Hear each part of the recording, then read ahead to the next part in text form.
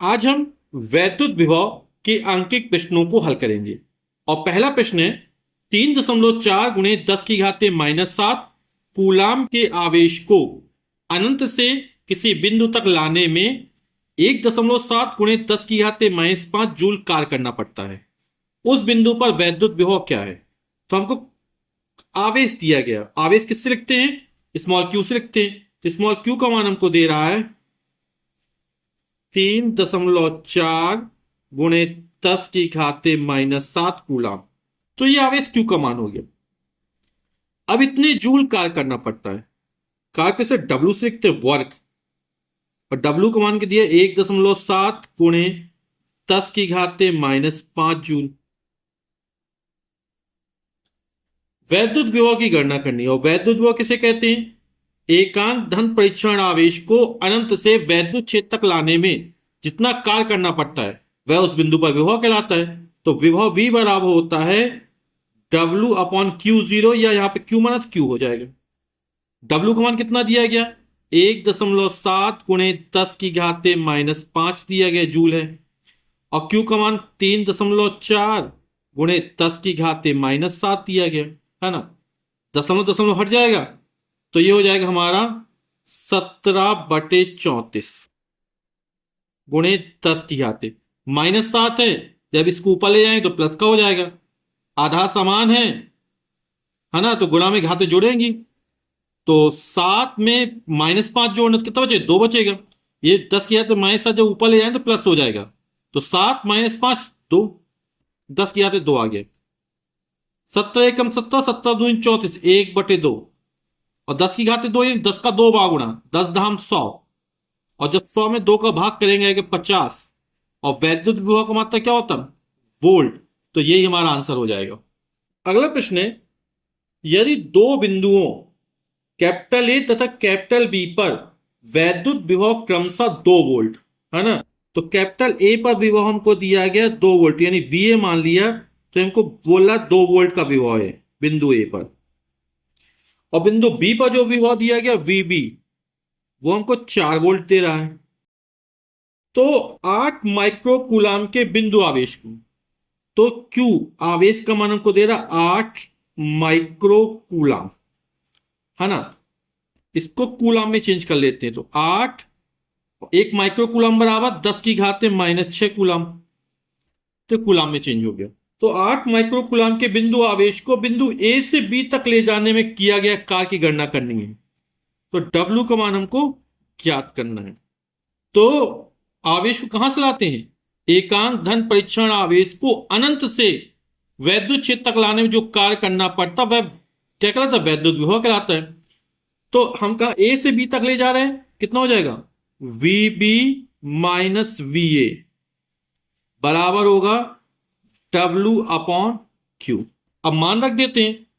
वीबी का मान 4 वोल्ट है, माइनस वी ए का मान 2 वोल्ट है।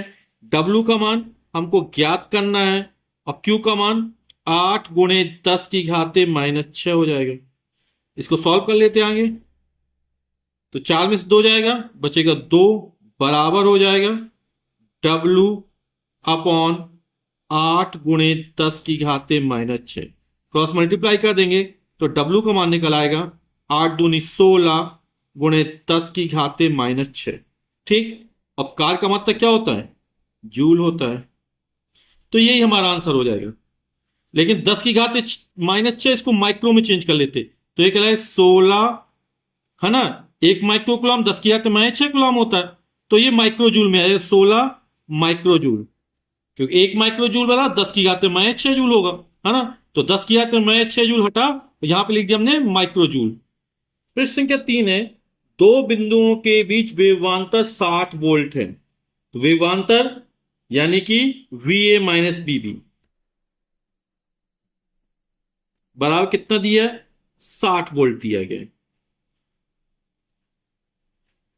एक बिंदु से दूसरे बिंदु तक कितने कूलम, और जो आवेश क्यू का मान दे रहा वो हमको 3 गुणे 10 की घाते -5 कूलम का आवेश है।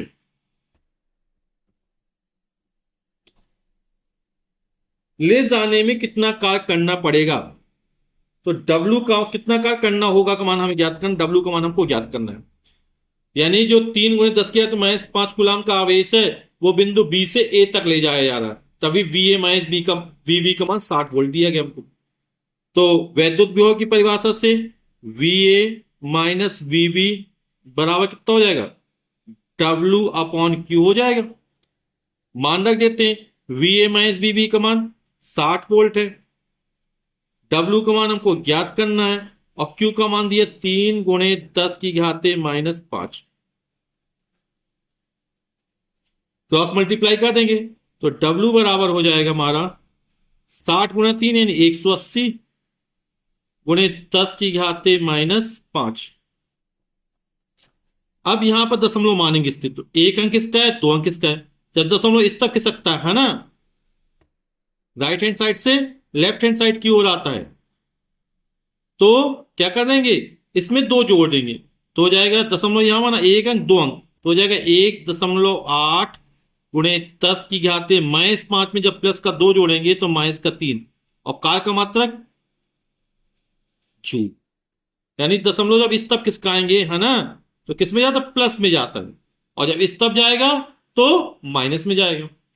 अगला प्रश्न है, किसी स्थान पर वैद्युत क्षेत्र के विरुद्ध 0.01 कूलाम आवेश को बिंदु ए से बी तक ले जाने में 12 जूल कार्य करना पड़ता है। तो कितना आवेश दिया, जो क्यू का मान है वो हमको दे रहा 0.01 कूलाम, और कहां से आ रहा है, बिंदु ए से बी तक ले जाने में कितना कार्य करना पड़ता, 12 जूल कार्य करना पड़ता है। जो डब्ल्यू का मान है वो हमको 12 जूल दे रहा। वैद्युत विभवांतर V B minus V A ज्ञात कीजिए, है ना, ए से बी तक ले जा रहे हैं, किसकी गणना करनी पड़ेगी, V B minus V A. अब यहां पर क्या है, ए से बी तक ले जाएंगे तो V B minus V A, तो परिभाषा के अनुसार V B minus V A बराबर हो जाएगा डब्ल्यू अपॉन क्यू।